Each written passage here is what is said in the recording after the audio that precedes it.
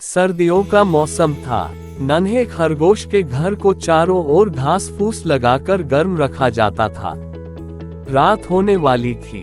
नन्हे खरगोश के मम्मी पापा ने उससे कहा, आ जाओ नन्हे, सो जाओ। रात होने वाली है और बाहर ठंड भी बहुत है, लेकिन मुझे नींद नहीं आ रही। मुझे बाहर जाकर खेलना है। नन्हे ने कहा, बेटा कल सुबह खेल लेना। रात में बाहर जाओगे तो बीमार हो जाओगे। मम्मी ने उसे समझाया। मम्मी की बात मानकर नन्हे आकर लेट गया, लेकिन उसे जरा भी नींद नहीं आ रही थी। वह थोड़ी देर लेटा, फिर मम्मी पापा से छिपकर बाहर आ गया और जंगल में घूमने निकल पड़ा। वह चलता जा रहा था।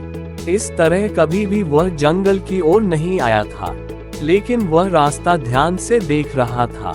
मिट्टी में उसके पांवों के छोटे छोटे निशान बनते जा रहे थे। इनकी मदद से मैं घर वापस पहुंच जाऊंगा, उसने सोचा। वह काफी दूर आ गया था, तभी जोर से आंधी चलने लगा। वापस जाने का रास्ता उसके पांवों के वो निशान ही बता सकते थे, लेकिन तेज आंधी ने इतनी धूल उड़ाई थी कि निशान मिट गए थे। वह घबराकर इधर उधर भागने लगा। उसे समझ नहीं आ रहा थी कि क्या करे। नन्हे बहुत डर गया था। दौड़ते दौड़ते उसने ये भी नहीं देखा कि आगे तालाब है, और फिर छपाक से तालाब में गिर गया।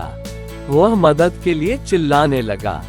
एक हिरन और उसका बच्चा वहां से जा रहे थे। उन्होंने नन्हे खरगोश को मुश्किल में देखा तो रुक गए। उन्होंने किसी तरह खरगोश को बाहर निकाला। वह ठंड से कांप रहा था।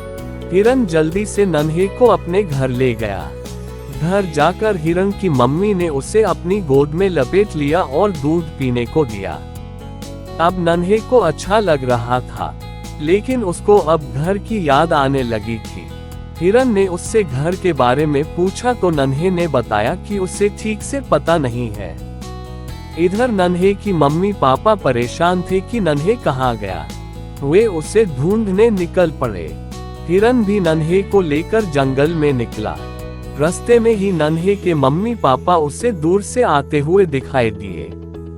वे दौड़कर नन्हे के पास आए और उसे गले से लगा लिया। कहाँ चले गए थे तुम? मम्मी रो रही थी। ऐसे बिना बताए थोड़े ही जाते हैं, पापा बोले। नन्हे ने उनसे माफी मांगी। नन्हे के मम्मी पापा ने हिरन को धन्यवाद दिया और नन्हे को साथ घर की ओर चल दिए।